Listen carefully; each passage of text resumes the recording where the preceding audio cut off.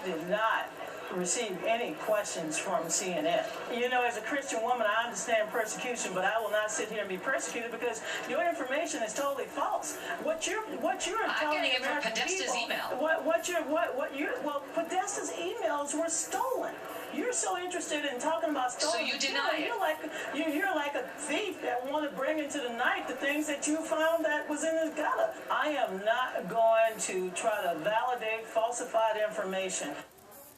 If Reince Priebus gave me the answers to a debate or the questions, so he gives me the questions and answers to the debate, and he got caught like Donna Braziele was caught, it would be the biggest story in the history of the New York Times, okay?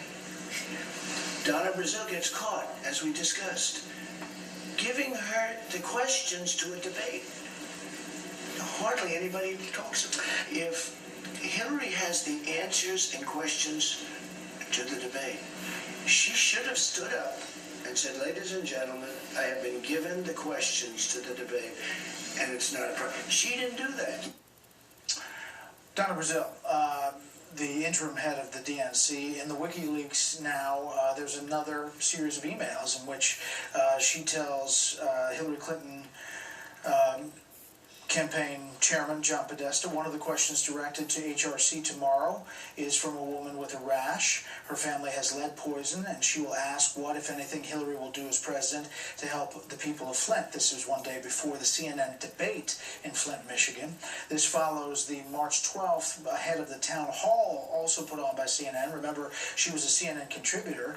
From time to time, I get the questions in advance. I'll send a few more, though some questions Roland submitted, Roland Martin. She actually sent a specific, the detailed question for that town hall, and now there are others surfacing here in these emails. CNN has said that they accepted her resignation on October 14th. They put out the statement today, though, and said they were completely uncomfortable with all of this. Charles. Well, they should be. This is a dirty trick. It's not new in the history of our politics, but when you discover it, it's a serious offense, and the people have to be fired. But let's remember, this was not in the general election. This was in the primary, and it was part of a larger scheme, clearly, to make sure that she won the primaries and not Bernie Sanders. Well, this doesn't exactly fire up the Bernie Sanders folks. Well, I mean, if you're, of course, on the other hand, what your answer will be, yes, but he's supporting me. Well, that's because he doesn't have a lot of alternatives. But doesn't it get to Trump's whole thing, which is there are people working either in the government or in the media to help Hillary Clinton because she's establishment and elite? Well, it certainly means that within the Democratic Party, there was a huge tendency among the elites to want to get rid of this outsider, Sanders, and socialist Sanders, and go with what they thought is a safer bet, and also the political machine that has controlled the party for so many years. And the fact that you get some of this in the general election, I think, is more a reflection of the general liberal bias in the media, which has been with us for 30 or 40 years. It's not a source of surprise, but that it should be this blatant, I think, is rather shocking. I should point out that Trump soundbite came from my interview 2 hours before the FBI announcement on Friday, where he was going on the riff about the system is rigged. Yeah, I mean, this is what he's been saying about the Democratic primaries. He tried to make a plea to Bernie Sanders voters to say, look at what Debbie Wasserman Schultz did. Now we have this evidence of Donna Braziele. The fix was in. They were all for Clinton from the beginning. And he was right. Now, what effect will that have now? You know, I think any Bernie Sanders voter who's a holdout at this point is going to still be a holdout and probably will vote for Jill Stein or Gary Johnson. I think that to the extent that Sanders has brought as many people of his that he could, that's done. But this really does corroborate what Trump has been saying. Big picture, state of the race. I mean, it had been closing before all of this stuff.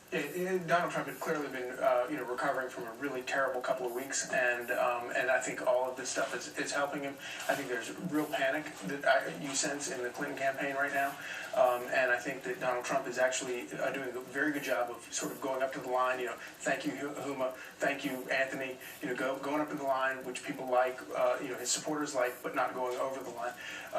back to the Donna Braziele thing, you know, obviously she's an ardent partisan, but she's not a hack.